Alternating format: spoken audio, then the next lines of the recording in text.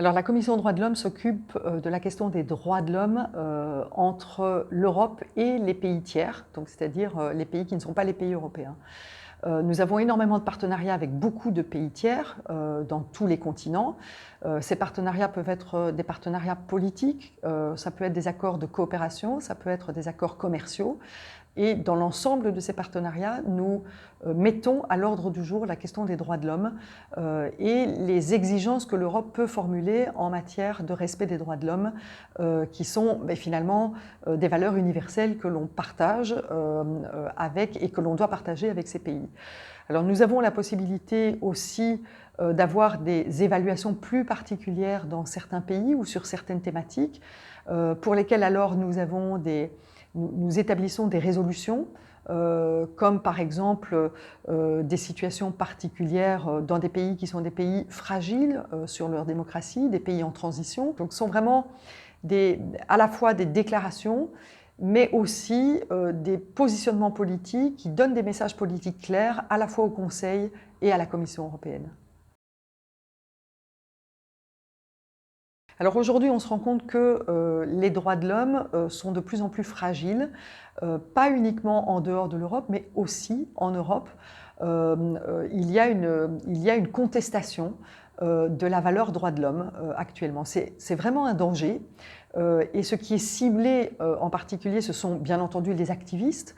Mais quand on dit les activistes, c'est tout ce que ça représente. Un activiste, c'est bien entendu quelqu'un qui participe dans une ONG, mais c'est aussi un avocat qui défend ces personnes par rapport aux lois du pays dans lesquels il est traité. Et les avocats sont particulièrement ciblés parce qu'ils donnent les droits à ces activistes. Et si vous mettez en fragilité le droit de l'activiste, eh bien forcément, vous aurez de moins en moins de personnes qui s'engageront à la défense des droits de l'homme. Donc le métier d'avocat est vraiment essentiel pour pouvoir continuer à défendre la question des droits de l'homme dans un pays. C'est la raison pour laquelle on les cible particulièrement, parce que en retirant le droit au droit, eh bien vous garantissez le fait que vous affaiblissez la possibilité de manifester, par exemple. Alors il y a une thématique particulière qu'on a mis en priorité dans la Commission des droits de l'homme, qui est le rétrécissement des espaces de liberté aujourd'hui dans les démocraties ou dans les pays partenaires de l'Europe.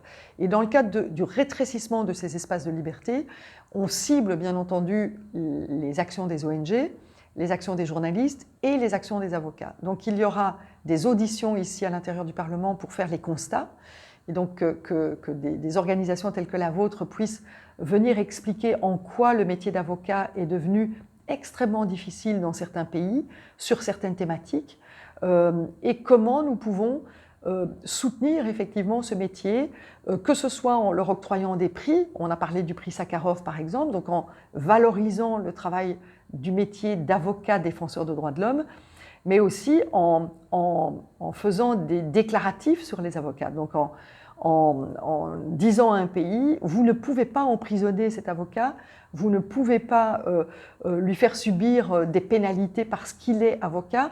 Nous avons par exemple travaillé avec des avocats sur la question du business and human rights, des avocats qui ont défendu le droit des citoyens par rapport aux droits des entreprises, et ces avocats se sont vus privés de beaucoup de contrats dans certains pays et donc n'ont plus pu travailler correctement dans un pays. Et donc il est nécessaire qu'on puisse dire en tant qu'Européens que ces avocats doivent être protégés et en tout cas cibler les pays qui ne les protègent pas.